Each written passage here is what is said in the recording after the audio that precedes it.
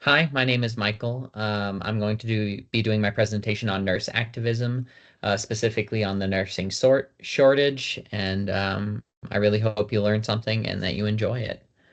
So, part one, what is the issue with the nursing shortage population? What is causing it?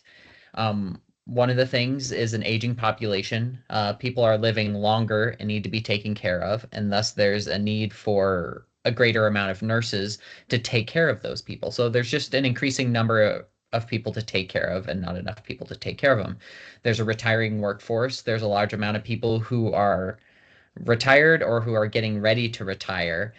And it's unfortunate that it's just we're not replacing them at the same rate as we're keeping them. So unfortunately, we're losing more people than we are gaining, specifically in the retiring spot. There's an education bottleneck. Nursing schools just can't keep up with the need of nursing students and nurses in general.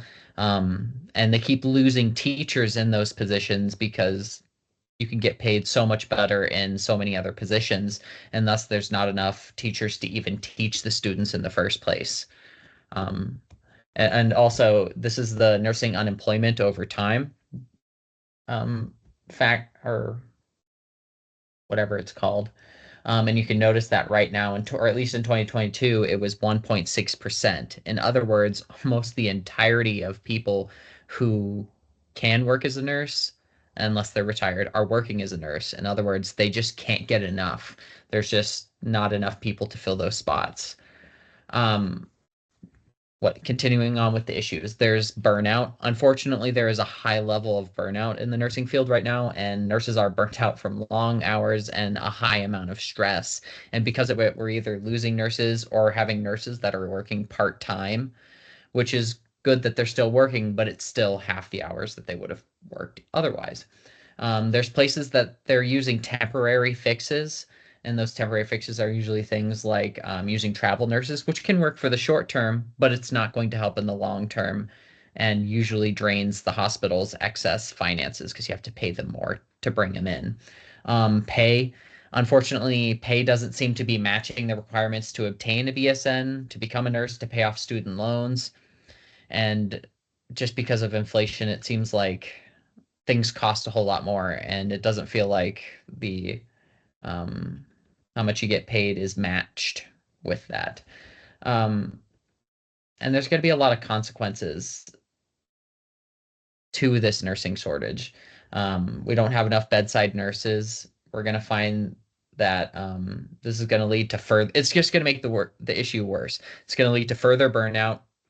It's going to lead to higher staffing ratios, which is going to be more dangerous situations. So it's like a never-ending process that just gets worse and worse. Um, we lose more. We don't have enough nurses, thus yeah, it's just not good. And this is a picture of a breakdown of like the nurses per 1,000 people. So you can see that there's fewer nurses in certain places and a lot of other nurses in other places. You can see like California and Texas, they really need nurses. Moving on, how can we as nurses get involved in advocating for change in this nursing shortage thing? One of the things that we can work in is with the public. We can gather support, which is just gathering others from the public to help with the cause, because you don't want to do things by yourself.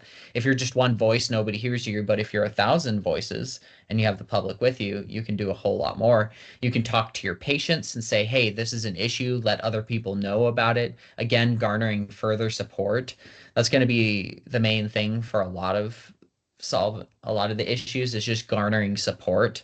You can create local events, I don't know, you can have speaking events, you can have somebody sing at a local park and then afterwards talk about the event and say, hey, we need to make some changes. Otherwise, there's going to be consequences, not just for us as nurses, but for you as the public as well, because there won't be enough people to take care of you at the hospital. So you can, again, continue to garner support. You can have workshops. This is more of to help train others to go out and garner more support. So you can either have nurses come into the workshop, or you can have those of the public and say, hey, this is what we need to tell people. This is what they need to know. These are the issues, and we just need to let people know and get things changed. And this is a graph that's really showing, I think personally shows just how high stress and the high amount of burnout that's in the nursing field.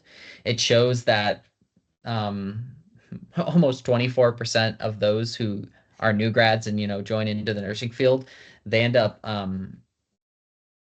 leaving their job with like within the first year, 34% within the first 1 to 2 years. It shows that there's high stress, high burnout, and it shouldn't be this way. Moving on, we can also work with the hospital. This is another area that we can work in. We can advocate for changes because honestly, somebody needs to start the change. Somebody needs to start the conversation because if nobody speaks out about it, nothing will ever get done about it. And so you need to advocate for it. Go up to the higher ups and say, "Hey, I know that we have a nursing shortage. Let's, fund schools to allow more people in so that we can take some of those students into us and stuff like that. You can gather other nurses. Again, you can't do this by yourself. They teach you that in nursing school in general. You can't do nursing by yourself. You have to work as a team. It's the same with advocating for change within the healthcare system. You can't do it by yourself. Gather other nurses. And with the support of the other nurses, you can force change in the healthcare system, in the public sector, wherever. You need to seek out evidence. Evidence seriously moves mountains and it pushes people to act. If you can go before the healthcare system and say, hey, if we don't change the nursing shortage, there's going to be worse outcomes. You're going to get sued, you're going to lose money, you're going to not be able to help those that are coming in. You could just provide things that say, hey, this is why we should do this. We're not just doing this because we want to make the job less stressful. We're doing it for the safety of nurses, for the safety of patients, and because it's all around better, even for the hospitals. You can go into leadership. If the leadership won't change, then you should become the change that you want to see. You should seek out to become that nursing manager, the person that's the head of something in the hospital, and you can become that change. It's scary because it's different and you'll be leading over a bunch of nurses, but you will be able to implement those policies and the change that you want to see to help reduce the nursing shortage. And this is a graph on just some of the nursing challenges that they see in recruiting new healthcare facilities. That a lot of people say that there's not competitive salaries, lack of qualified candidates, faculty jobs are less attractive, insufficient budget, and just other things. There's just a lot of things that are keeping that make it difficult to recruit. Moving on, you can work with policymakers.